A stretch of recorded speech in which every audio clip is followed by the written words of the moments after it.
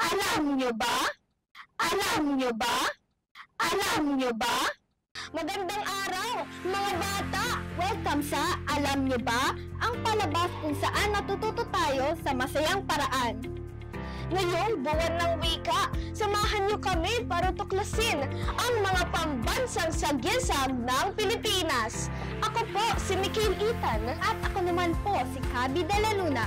Handa na ba kayong maglakbay sa kasaysayan at kultura ng ating bayan? Tara na! At sabay-sabay nating alamin. Alam nyo ba? Alam nyo ba na may isang wika na nagbubuklod sa lahat ng Pilipino mula Apari hanggang Holo? Tara, alamin natin kay Catherine Hornales kung ano ito. Alam nyo ba? Magandang araw mga bata! Alam nyo ba ang Pilipino ang wikang pangbansa ng Pilipinas? Noong sinulat ang konstitusyon noong 1987, napagpasyahan na ang Pilipino ang magiging opisyal na wika ng ating bansa. Ito ay nagmula sa wikang Tagalog, pero pinalawak at pinayaman gamit ang mga salita mula sa iba't ibang wika sa Pilipinas at maging mula sa ibang bansa. Bakit ito mahalaga? Kasi kahit iba-iba tayo ng wika at dialekto tulad ng Cebuano, Ilocano, Kapampangan at marami pang iba, may Pilipino na nagsisilbing tulay para magkaintindihan tayong lahat. Ginagamit natin ang Pilipino sa paaralan, sa pamahalaan, sa telebisyon at syempre sa araw-araw na pakikipag-usap. Ibig sabihin, kapag marunong ka sa Pilipino, mas madali kang makikipagkaibigan kahit saang parte ng Pilipinas ka magpunta. Kaya mga bata, alagaan natin pagmalaki natin ang ating wikang Pilipino. Tandaan, kapag pinapahalagaan natin ang ating wika, pinapahalagaan din natin ang ating kultura, kasaysayan at pagka-Pilipino. Ako si Catherine Hornales para sa Alam Nyo Ba? Hatid sa inyo ang kwentong puno ng kaalaman at pagmamahal sa ating sariling kultura. Alam nyo ba? Mga bata, alam nyo ba kung sino ang bayani na hindi lumaban gamit ang espada pero nakipaglaban gamit ang lapis at papel? Kilalanin at alamin natin mula kay Erturaet. Alam nyo ba?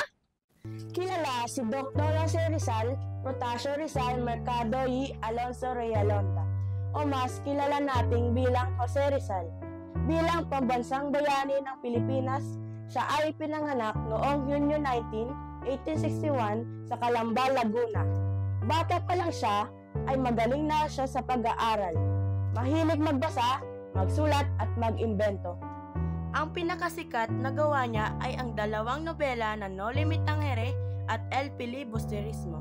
Sa mga librong ito, isiniwalat niya ang mga pang-aabuso ng mga Kastila noon. Dahil dito, maraming Pilipino ang namulat at nagising ang damdaming makabayan. Hindi naniniwala si Rizal sa dahas. Para sa kanya, mas mabisa ang laban gamit ang edukasyon, kabutihang asal at pagkakaisa. Ngunit dahil sa kanyang mga isinulat at paninindigan, siya ay nahatulan ng kamatayan.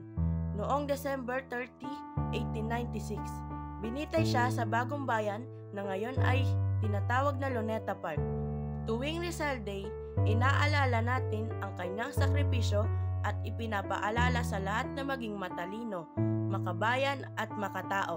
Kaya mga bata, tandaan, hindi kailangan ng espada para maging bayan. Minsan, lapis at papel lang sapat na. Ako si Ertraet para sa Alam Nyo Ba? Atid sa inyo ang kwentong puno ng kaalaman at pagmamahal sa ating sariling kultura. Alam nyo ba? Mga bata, alam nyo ba na bawat salitang inaawit natin sa flag ceremony ay may kasaysayan? Tara, sabay-sabay natin tuklasin ang kwento sa likod ng ating pambansang awit, ang Lupang Hinirang. Narito po si Priyan Hermosa. Alam nyo ba? Alam niyo ba na ang Lupang Hinirang ay ang pambansang awit ng Pilipinas? Tuwing may flag ceremony, sa paaralan o sa mga importanteng okasyon, ito ang inaawit natin habang nakatingin sa watawat at may kamay sa dibdib, bilang tanda ng respeto at pagmamahal sa bayan. Noong 1898, gumawa si Julian Felipe ng isang musika na tinawag na Marcha Nacional Filipina.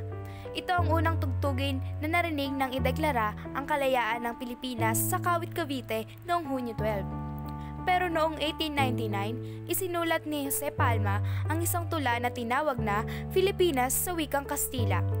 Kalaunan, isinalin ito sa wikang Filipino at naging lupang hinirang na kilala natin ngayon. Ayon sa Batas Republic Act No. 8491, kapag kinakanta o tinutugtog ang lupang hinirang, kailangan tayong tumayo ng tuwid, nakaharap sa watawat at nakalapat ang kanang kamay sa dibdib. Kaya tandaan mga bata, ang bawat linya at himig ng lupang hinirang ay paalala ng ating kasaysayan at ng mga bayani na nag-alay ng buhay para sa kalayaan. Kaya dapat buong puso natin itong inaawit. Ako si Prian Hermosa para sa Alam Nyo Ba? Hatid sa inyo ang kwentong puno ng kaalaman at pagmamahal sa ating sariling kultura. Alam nyo ba? Alam niyo ba, mga bata, na may isang espesyal na ibon sa Pilipinas na tinatawag na Hari ng Himpapawid? Malaki, malakas, at sobrang bihira! Ito ang Philippine Eagle! Alamin natin kay Jasmine Osorio. Alam niyo ba? Ang Philippine Eagle o Monkey-Eating Eagle ay ang pambansang ibon ng Pilipinas noong 1995. Ito ay opisyal na idineklara upang ipakita sa buong mundo ang ganda at yaman ng ating kalikasan. Isa ito sa pinakamalaki at pinakamalakas na agila sa mundo at may pakpak na umaabot hanggang 7 talampakan. Parang dalawang batam na magkakatabi ang haba. Matatagpuan lamang ang Philippine Eagle sa ilang bahagi ng ating bansa, Luzon, Leyte, Samar at Mindanao. Tinawag itong Monkey-Eating Eagle dahil isa sa mga paborito nitong pagkain ay unggoy. Pero kumakain din ito ng ahas at iba pang hayop sa gubat. Pero may malungkot na balita. Konti na lang sila sa kalikasan. Tinatayang 400 hanggang 500 na lang ang natitira. Nawawalan sila ng tirahan dahil sa pagputol ng puno at minsan ay nasasaktan ng mga tao. Buti na lang may mga tumutulong gaya ng Philippine Eagle Foundation. Inaalagaan nila ang mga sugatang agila, pinapalaki ang mga inakay at ibinabalik sa kagubatan kapag handa na. Kaya tandaan mga bata, kapag inaalagaan natin ang Philippine Eagle, inaalagaan din natin ang ating gubat, kalikasan at lahat ng hayop na nakatira doon. Ito ay tunay na yaman ng Pilipinas na dapat nating ipagmalaki at protektahan. Ako si Jasmine Osorio para sa Alam Nyo Ba? Hatid sa inyo ang kwentong puno na kaalaman at pagmamahal sa ating sariling kultura. Alam nyo ba? Mga bata, alam nyo ba na may isang bahay na kahit wala sa syudad ay minahal ng bawat Pilipino? Tara, alamin natin kung bakit espesyal ang Bahay Kubo. Narito si Mikhail Itan. Alam nyo ba? Ang Bahay Kubo ay tinaguri ang pambansang bahay ng Pilipinas. Simple lang ito, pero napakatalino ng disenyo. Karaniwang gawa sa kawayan, kawid, at nipa. Mga materyales na galing mismo sa kalikasan. Mataas ang pagkakaangat nito mula sa lupa para hindi abutin ng baha. At may malalaking bintana para pumasok ang malamig na hangin. Pero, alam niyo ba, higit pa sa tirahan ang kahulugan ng Bahay Kubo? Isa itong simbolo ng bayanihan, yung sama-samang pagtulungan ng komunidad, lalo na kapag ililipat ang pamilya. Isipin nyo, binubuhat ang buong bahay sabay-sabay. Sikat din ang Bahay Kubo sa musika, gaya ng kantang pambata na Bahay Kubo na naglalarawan ng maraming gulay na tanim sa paligid. Dito makikita na ang mga Pilipino ay malapit sa kalikasan at marunong magtanim ng sariling pagkain. Kahit ngayon na maraming magagandang bahay na gawa sa semento at bakal, nananatili pa rin ang halaga ng Bahay Kubo. Ito'y alaala ng simpleng pamumuhay, pagmamahalan at pagtutulungan mga katangian na dapat nating ipagmalaki bilang Pilipino. Kaya mga bata, tandaan, ang bahay kubo ay hindi lang bahay. Ito ay puso ng ating kultura at kasaysayan. Ako si Kim Ethan para sa Alam Nyo Ba? Hatid sa inyo ang kwentong puno ng kaalaman at pagmamahal sa ating sariling kultura. Alam nyo ba, mga bata, na meron tayong pambansang hayop na hindi lang basta hayop, kundi isang matyaga at masipag na kaibigan ng ating mga magsasaka. Tara, kilalanin natin siya. Ating alamin kay Jarian Langreo. Alam nyo ba? Ang tinutukoy natin ay walang iba kundi ang kalabaw o karabaw. Ito ay tinanghal bilang pambansang hayop ng Pilipinas dahil sa napakalaking papel nito sa ating agrikultura at kabuhayan.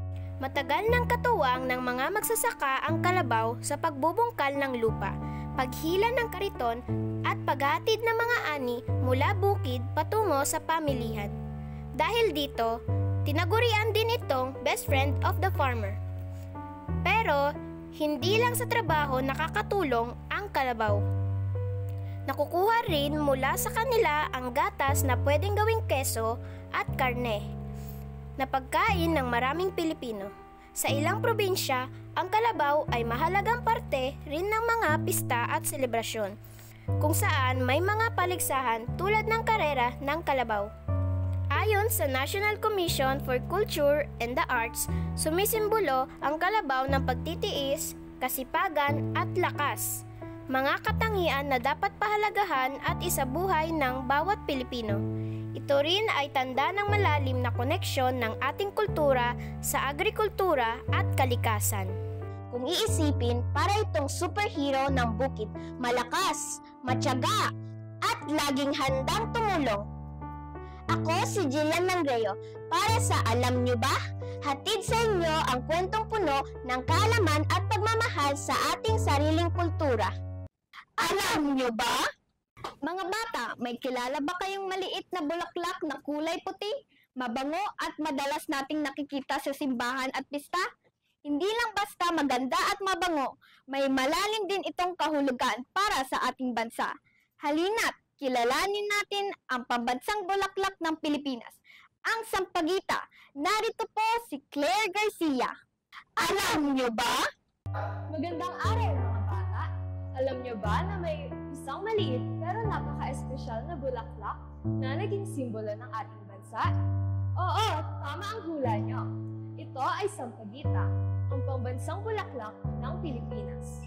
Ang sampagita ay may maliliit na puting talulot na parang mga bituin sa lupa at may napakatamis at nakakaaliw na amoy.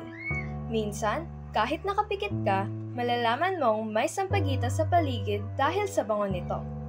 Noong taong 1934, sa pamamagitan ng Proclamation No. 652 ni Governor General Frank Murphy, opisyal na idineklara ang sampagita bilang pambansang bulaklak. Pero alam niyo ba kung saan nanggaling ang pangalan nito?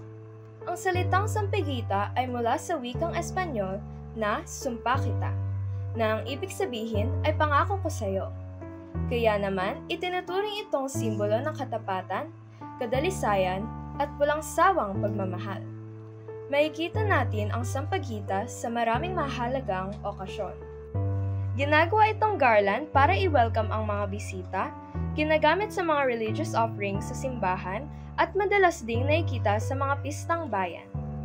Hindi lang ito maganda sa mata at mabango sa ilong, kundi paalala rin ito ng mainit na pagtanggap at kabutihang kalooban ng mga Pilipino. Bukod pa riyan, ang sampagita ay ginagamit din sa paggawa ng pabango, tsaa at essential oils. Sa ilang probinsya, tinatanim ito sa mga bakuran hindi lang bilang dekorasyon, kundi bilang tanda ng pagpapahalaga sa kalinisan at kagandahan ng kapaligiran.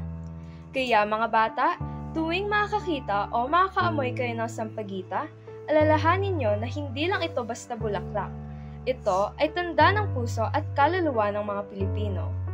Maliit man ito, malaki ang kahulugan para sa ating kultura, tradisyon, at pagkatao. Tandaan, sa bawat bulaklak ng Sampaguita, may kwento ng pagmamahal at pangako. Ako si Claire Garcia para sa Alam Nyo Ba? Hatid sa inyo ng kwentong puno ng kaalaman at pagmamahal sa ating sariling kultura. Alam nyo ba? Mga bata, alam niyo ba na may prutas tayong hindi lang sikat sa Pilipinas, kundi pati sa buong mundo? Matamis, masarap, at talagang tatak Pinoy! Tara, kilalanin natin ang pambansang prutas ng Pilipinas, ang mangga! Alamin natin mula kay Limar Ordonez. Alam niyo ba? Alam nyo ba kung bakit espesyal ang mangga? Tama! Ito ang pambansang prutas ng Pilipinas. Opisyal na idineklara noong 1995 sa bisa ng Proclamation No. 685. Ang mangga, lalo na ang Carabao Mango, ay kilala sa buong mundo dahil sa kakaibang tamis at lambot nito. Sa katunayan, kinilala pa ito ng Guinness World Records bilang pinakamatamis na mangga sa buong mundo. Isipin nyo mga bata, ang prutas natin, world class talaga. Makikita ang mangga saan man sa bansa, sa mga bukirin ng Zambales at Guimaras, hanggang sa mga palengke at tindahan sa lungsod. Pwede itong kainin ng hilaw na may bagoong, hinog na prutas o gawing masasarap na pagkain gaya ng mango float, dried mango, mango juice at iba pa. Pero higit sa lasa, malaking tulong din ang mangga sa kabuhayan ng mga Pilipino. Libo-libong magsasaka ang nagtatanim nito at nagbebenta sa loob at labas ng bansa. Ayon sa Department of Agriculture, milyon-milyong piso ang kinikita ng Pilipinas mula sa pag-export ng mangga sa Asia, Middle East at North America. Bukod pa rito, bahagi na ng kultura natin ang mangga. Madalas itong makita sa summer fiestas, handaan at simpleng merienda sa hapon. Ang matingkad na kulay dilaw nito ay parang araw, masaya, mainit at nagbibigay buhay, katulad ng mga ngiti ng mga Pilipino. Kaya mga bata, kapag kumakain kayo ng mangga, tandaan nyo, hindi lang ito basta prutas. Isa itong simbolo ng kasipagan, kasayahan at tamis ng kulturang Pilipino. Ako si Limar Ordonez para sa Alam Nyo Ba? Hatid sa inyo ng kwentong puno ng kaalaman at pagmamahal sa ating sariling kultura. Alam niyo ba? Alam niyo ba, mga bata, naroon tayong pambansang sport na hindi lang basta laro, kundi isang makasaysayang sining na ang pakikipaglaban. Ito ay ang Arnis! Alamin natin kay Gift Agoncillo. Alam niyo ba? Ang Arnis na tinatawag din minsan na eskrima o kali ay idineklara bilang opisyal na pambansang sport at martial art ng Pilipinas noong December 11, 2009 sa bisa ng Republic Act No. 9850. Bago pa man dumating ang mga mananakop, marunong na ang ating mga ninuno sa ganitong uri ng laban. Ginagamit nila ito para ipagtanggol ang kanilang mga bayan laban sa mga sumasalakay. Dahil dito, ang arnis ay naging simbolo ng tapang, talino at likas na husay ng mga Pilipino. Ngayon, hindi na lang ito basta para sa digmaan. Tinuturo na ang arnis sa mga paaralan bilang bahagi ng physical education para matutunan ng mga kabataan ang kahalagahan ng disiplina, respeto, mabilis na pag-iisip at pagtitiwala sa sariling kakayahan. Ginagawa rin itong paligsahan sa mga sports event sa loob at labas ng bansa. Ayon sa mga eksperto, ang arnis ay nakatutulong hindi lang para palakasin ang katawan, kundi para sanayin din ang isipan at maging handa sa anumang sitwasyon. Kaya namang maraming kabataan ngayon ang natututo nito bilang bahagi ng pagpapahalaga sa ating kultura at kasaysayan. Fun facts! Alam niyo ba, ang dalawang baston na ginagamit sa arnis ay tinatawag na doble baston? Mayroon ding laban na tinatawag na anyong walang armas. kung saan kamay at paa lang ang ginagamit. Isa ito sa mga martial arts na kinikilala sa buong mundo bilang likha ng mga Pilipino. Kaya mga bata, kung gusto niyong matutong magiging mabilis, matapang at marespeto, subukan niyo ang ANIS, ang ating sariling pambansang sport at martial art na tunay na tatak Pinoy. Ako po si Gito Bonsillo para sa Alam Niyo Ba?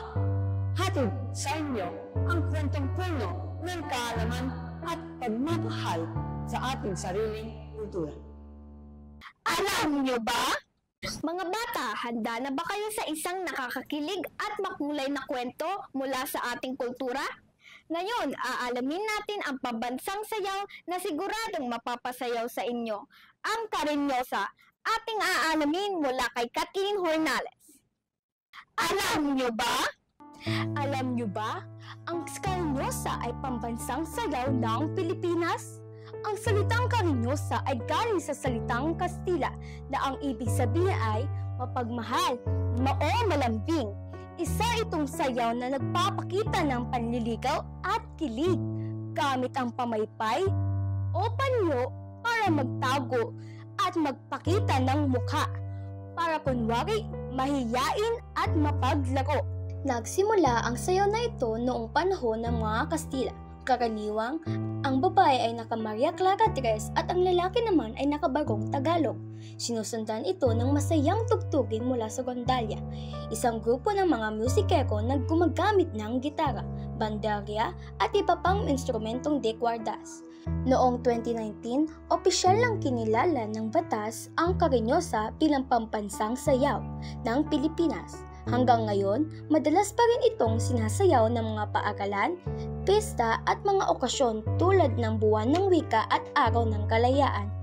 Kaya kapag narinig nyo ang salitang Karinyosa, tandaan, hindi lang ito sayaw, ito ay kwento ng pagmamahalan at pagiging makulay ng kulturang Pilipino.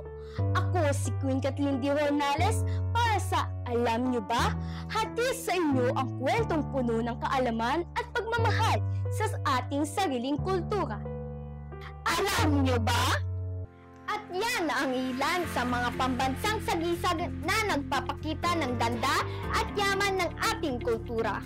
Kaya mga bata, tandaan, mahalin, pahalagahan at ipagmalaking natin ang ating bayan. Muli po, ako ang inyong lingkod, Mikhail Ethan. At ako pong muli si Kabi de la Luna hanggang sa susunod na masayang paglakbay ng kaalaman.